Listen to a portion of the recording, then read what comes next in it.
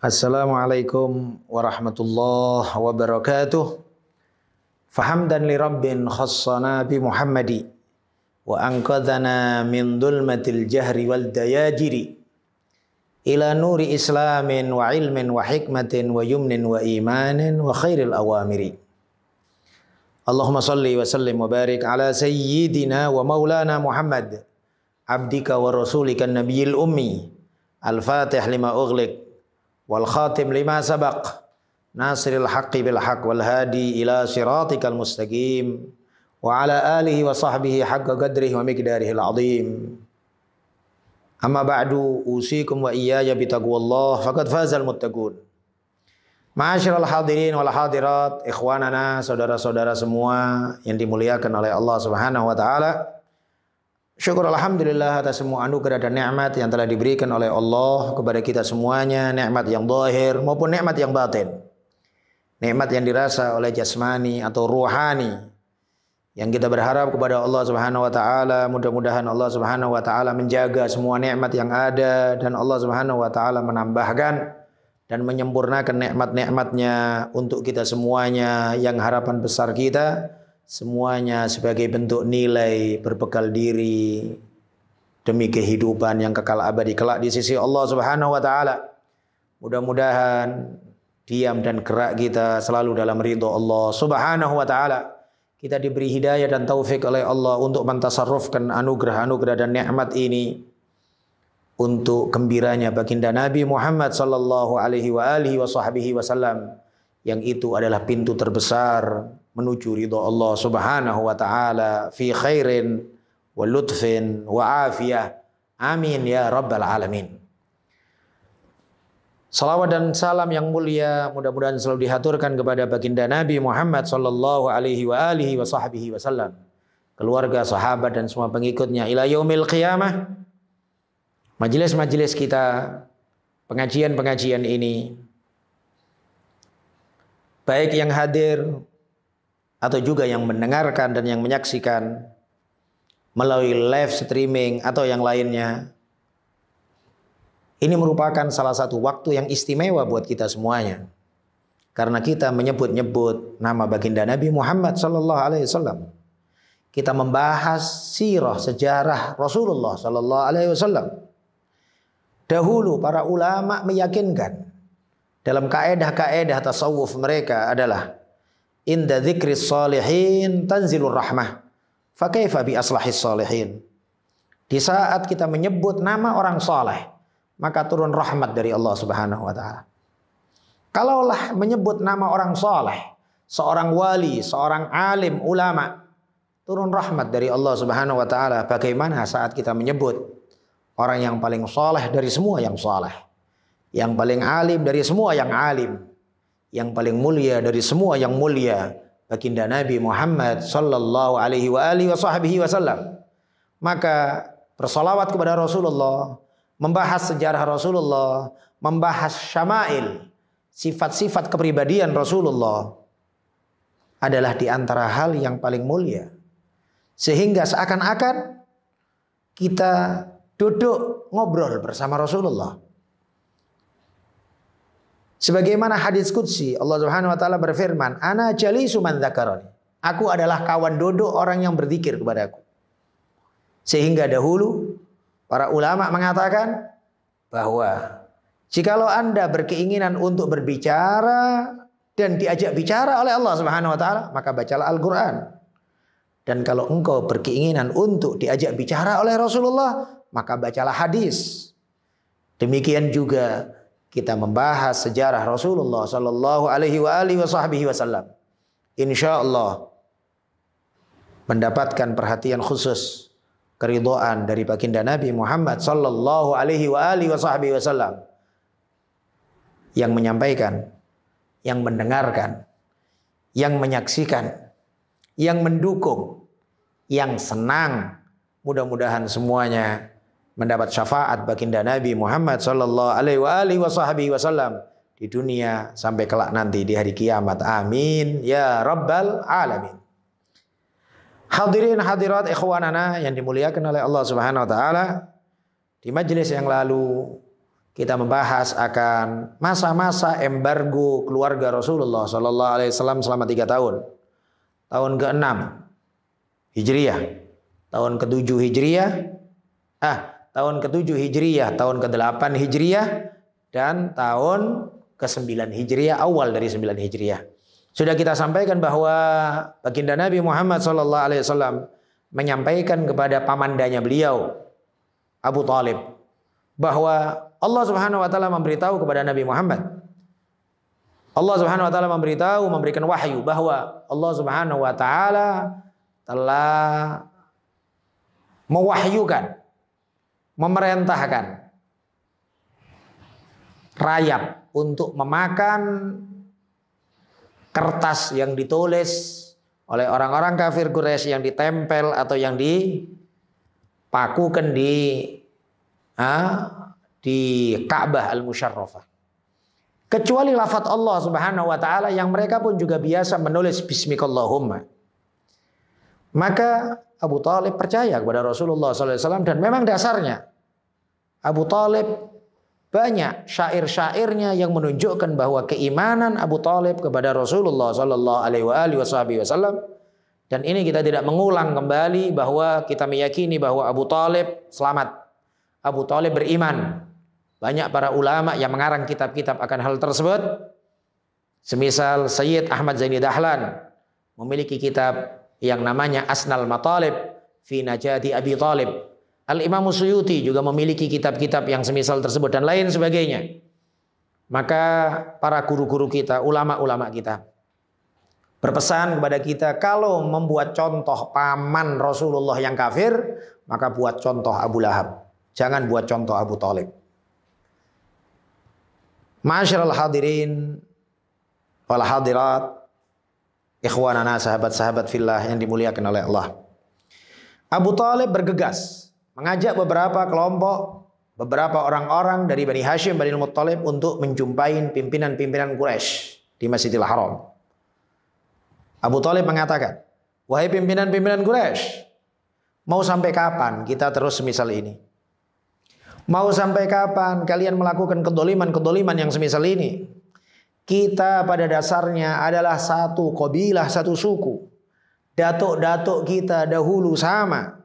Kenapa kita bermusuhan semisal ini dan saling embargo dan semisal ini? Mereka tetap memaksa bahwa serahkan Muhammad, kemudian kita akan selesaikan ini urusan. Namun Abu Talib kemudian mengatakan, oke lah. Sekarang maukah kalian? Aku kasih salah satu dua pilihan. Bahwa pilihan pertama, supaya kalian meyakini dan aku meyakini bahwa keponakanku Nabi Muhammad Sallallahu Alaihi Wasallam diberitahu oleh Tuhannya bahwa Allah Subhanahu Wa Taala mengirim rayap untuk memakan semua tulisan-tulisan tersebut. Kalau memang keponakanku betul, maka berarti kalian harus meyakini bahwa ini semuanya juga tidak diridhoi oleh Allah Subhanahu wa taala. Yang sebetulnya juga orang-orang kafir Quraisy juga mereka mempercayai ada pemahaman mereka dan akidah mereka akan ketuhanan Allah Subhanahu wa taala. Dan semisal agama-agama yang lain juga demikian. Orang Yahudi meyakini ketuhanan Allah, orang Nasrani meyakini ketuhanan Allah. Namun permasalahannya, ma'asyiral hadirin wal hadirat, tidak mungkin dibeda-bedakan dan dipisahkan antara iman kepada Allah dan iman dengan Nabi Muhammad sallallahu alaihi wasallam. Ikhwanana, dilanjutkan oleh Abu Talib. Abu Talib mengatakan, wahai pemimpin-pemimpin Quraisy, kalaulah yang disampaikan sama keponakanku ini benar, maka kalian harus selesaikan ini semuanya. Embargo ini harus diputus, harus selesai.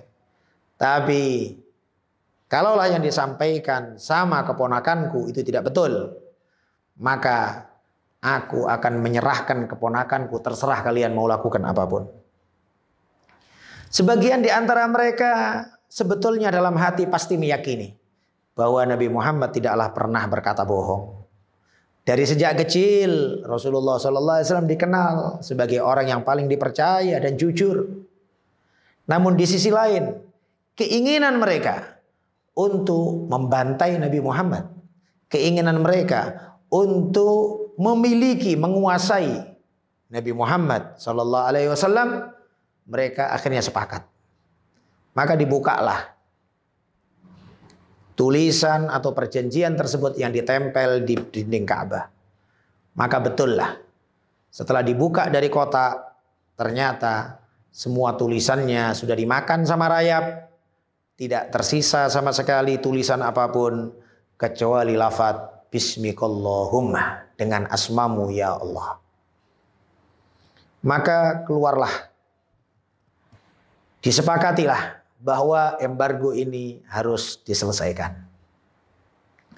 Ini sedikit yang kita ceritakan tentang masalah embargo yang dilakukan oleh orang-orang kafir Quraisy kepada keluarga Bani Hashim dan Bani Muttalib.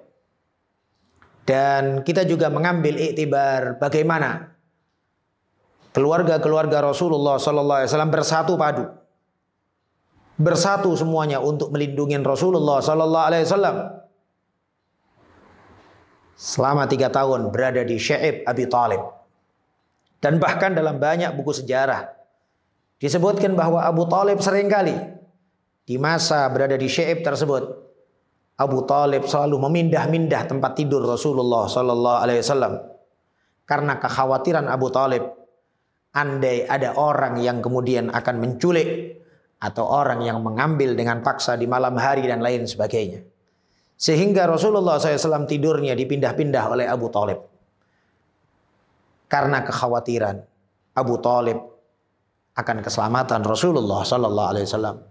Demikian juga persatuan suku Bani Hashim dan Bani Muttalib yang demikian luar biasa. Maka pantaslah gimana dalam hukum-hukum fikih kita mengetahui bahwa keluarga Rasulullah SAW dalam bab zakat adalah orang-orang mukmin dari Bani Hashim dan Bani Muttalib.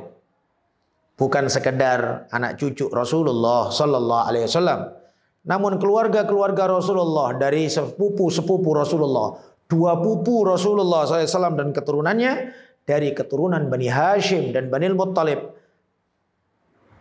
Semuanya adalah termasuk keluarga dekat Rasulullah SAW. Dan di antara kejadian yang terjadi juga di tahun ke-8 Hijriyah, di masa Rasulullah dan keluarganya masih di Syi'ib Abi Thalib dalam embargo tersebut, turunnya awal surat Ar-Rum. Yang ini juga ditulis dalam sejarah sebagai menunjukkan bahwa umat Islam pun juga memiliki keterikatan kepada orang-orang yang sefaham atau dalam tanda kutip sedikit memahami akidah, kesamaan akidah dengan kita. Yaitu pada tahun tersebut terjadi peperangan besar antara Romawi dengan Persia. 2 negara ini adalah 2 negara adik kuasa pada zamannya. 2 negara besar pada masanya. Persia adalah daerah-daerah Iran. Sedangkan Rom adalah Romawi. Dan bahkan dalam masa saat Rasulullah SAW menulis surat kepada raja-raja tersebut, yaitu setelah Sulhul Hudaybiyah, Rasulullah menulis surat kepada Raja Romawi, Kekaisaran Romawi, Kaisar Rom. Jawaban Kaisar Rom menunjukkan bahwa dalam surat tersebut diantara disebutkan, sesungguhnya kami mempercayai kalau engkau Nabi, wahai Muhammad. Namun kami tidak sanggup untuk meninggalkan agama nenek moyang kami. Dan dimuliakan utusan Rasulullah yang membawa surat tersebut. Rasulullah SAW ketika mendengar tersebut, Rasulullah SAW bersabda, Allah Subhanahu wa Ta'ala akan menetapkan kerajaan Romawi ila yaumil qiyamah. Namun ketika utusan Rasulullah yang membawa surat Rasulullah kepada Raja Persia, disebutkan bahwa surat Rasulullah tersebut dikoyak-koyak sama Raja Persia. Sampailah kabar tersebut kepada Rasulullah. Rasulullah mengatakan, Allahumma mazzik mulkah. Ya Allah, koyak-koyaklah kerajaan Persia. Maka kerajaan Persia hancur lebur. Sampai saat ini tidak ada sama sekali. Berbeda dengan Romawi yang tetap berjaya. Dan keturunan-keturunan Raja Romawi sampai sekarang masih menguasai. Ya, kita nunjukkan berarti gimana sabda Rasulullah SAW dan juga pengaruh dari doa Rasulullah SAW untuk siapapun meskipun lain agama. Nah, pada zaman tersebut, pada tahun tersebut terjadi peperangan dahsyat antara Persia dengan Romawi. Dimenangkan oleh Persia. Maka bergembiralah orang-orang kafir Quraisy bahwa orang-orang Persia menang. Sedangkan Persia ini adalah orang yang menyembah api. Supaya difahamkan Persia ini adalah teluk Persia. Teluk Persia Iran. Maka Iran sebetulnya bukanlah Jazirah Arab. Maka jangan kemudian sebagian masyarakat kita, orang-orang kita tergiur dan tertipu dengan wajah-wajah orang Iran. Yang sebetulnya mereka pun juga dahulunya adalah datuk-datuknya adalah penyembah-penyembah api. Dan termasuk juga pada zaman sekarang bagaimana pemahaman-pemahaman sesat mereka, akidah-akidah yang sangat menyimpang dari akidah umat Islam secara keseluruhan, as-sawatul a'dham, kelompok terbesar Ahlus Sunnah wal Jamaah. Maka turunlah ayat ini. Alif lam mim ghulibatir rum fi adnal ardi wa hum min ba'di ghalabihim sayaghlibuna fi bid'i sinin. Lillahil amru min qablu wa min ba'd. Romawi dikalahkan di tanah yang terendah. Wa hum min ba'di ghalabihim sayaghlibun, dan mereka setelah kekalahan ini mereka akan menang. Fi bid'i sinin, dalam beberapa tahun ke depan. Maka di antara yang tercatat dalam sejarah, Sayyidina Abu Bakar As-Siddiq meyakini akan ayat ini, kemudian dia ngomong sama kawan dagangnya yang masih kafir, yaitu Ubay bin Khalaf. Ubay bin Khalaf ini adalah tuannya Bilal bin Rabah, yang menyiksa Bilal bin Rabah, dan yang akhirnya Bilal bin Rabah dibeli oleh Sayyidina Abu Bakar As-Siddiq. Karena Abu Bakar As-Siddiq dengan Ubay bin Khalaf ada persahabatan dalam dagang.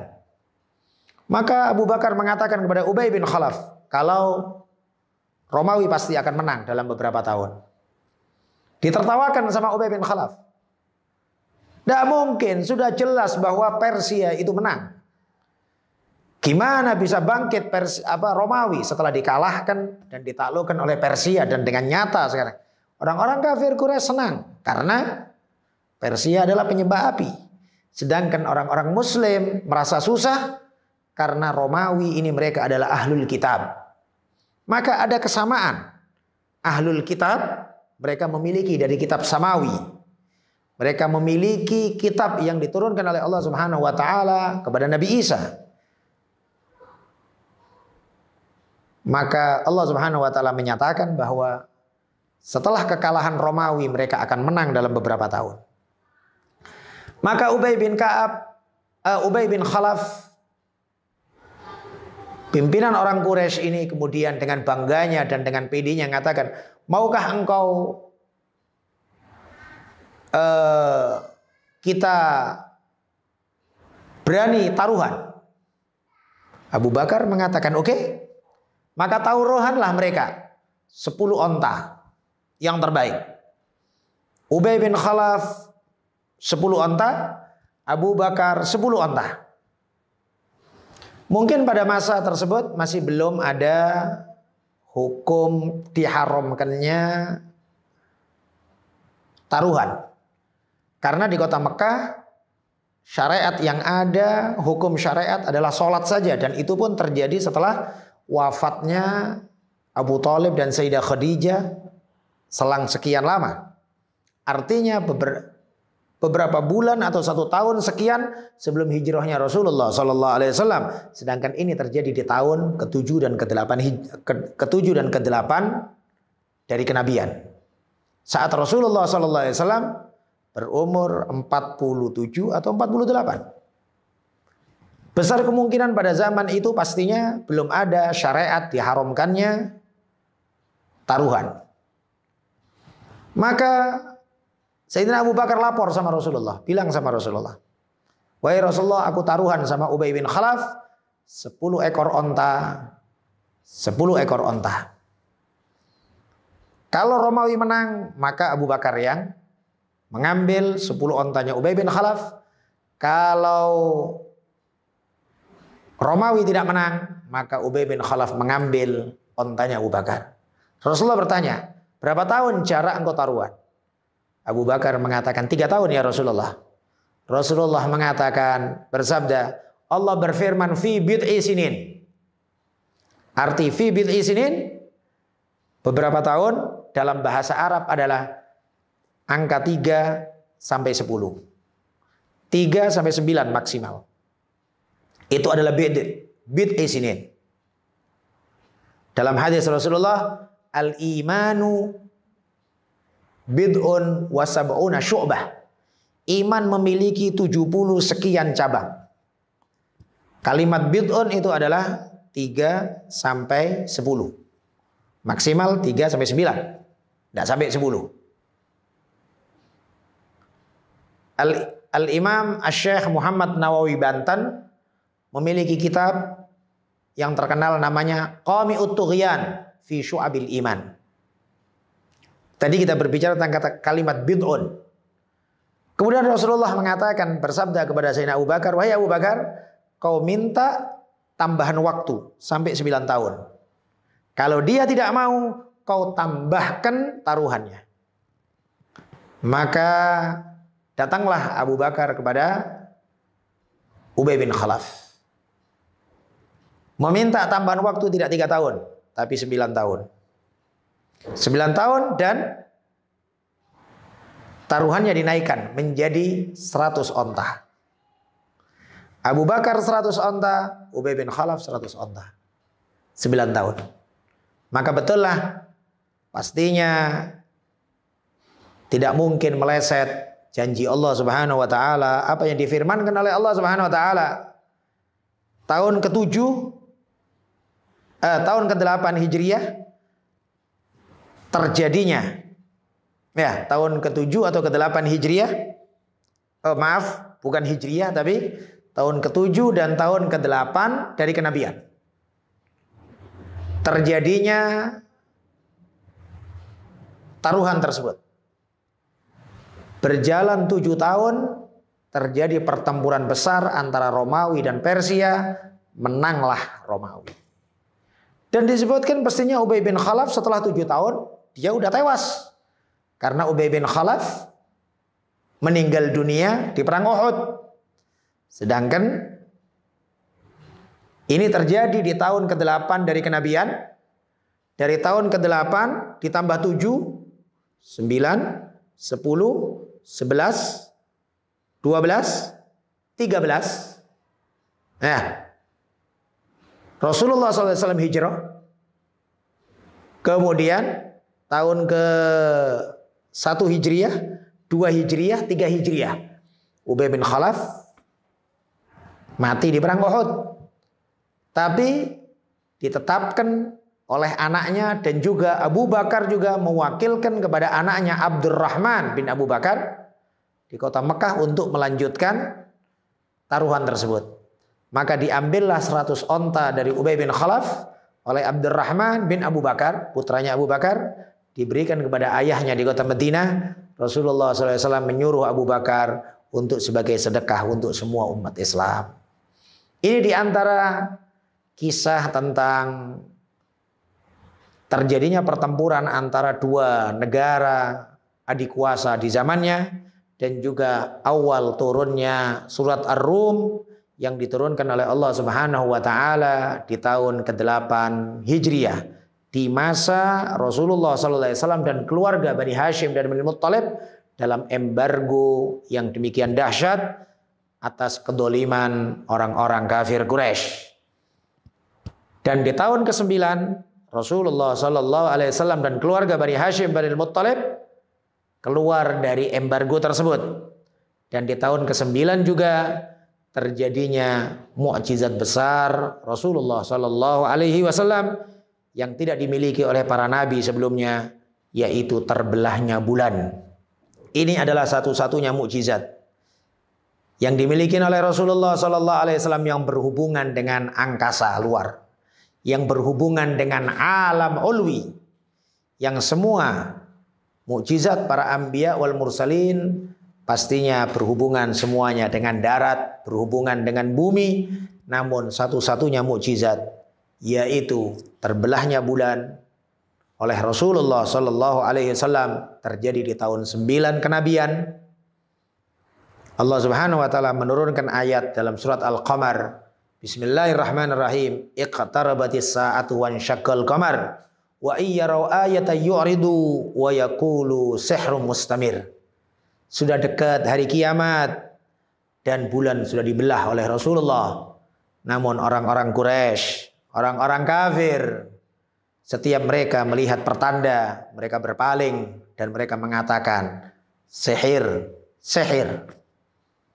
Maka supaya difahamkan, hati kalau sudah ditutup oleh Allah Subhanahu wa taala, berbagai macam tanda-tanda kebesaran Allah Subhanahu wa taala mereka tolak. Maka disinilah pentingnya kita memohon hidayah kepada Allah Subhanahu wa taala. Dalam sholat, surat yang wajib dibaca adalah surat Al-Fatihah, dan satu-satunya doa dalam surat Al-Fatihah adalah ihdinas siratal mustaqim. Mudah-mudahan kita selalu dalam hidayahnya Allah Subhanahu wa taala. Kita selalu ditambah hidayah oleh Allah Subhanahu wa taala, diperkuat hidayah dari Allah Subhanahu wa taala dalam diri kita, sehingga gerak diamnya kita mudah-mudahan selalu dalam petunjuk Allah Subhanahu wa taala.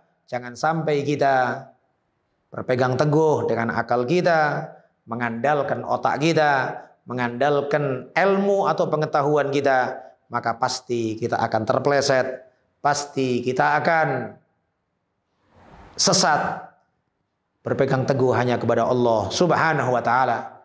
Dahulu para ulama mengatakan, wa man i'tamada ala malihi qalla wa man i'tamada ala izzihi dhalla wa man i'tamada ala aqlihi dhalla wa man i'tamada ala ilmihi zalla wa man i'tamada ala Allah la qalla wa la dhalla wa la dhalla wa la zalla.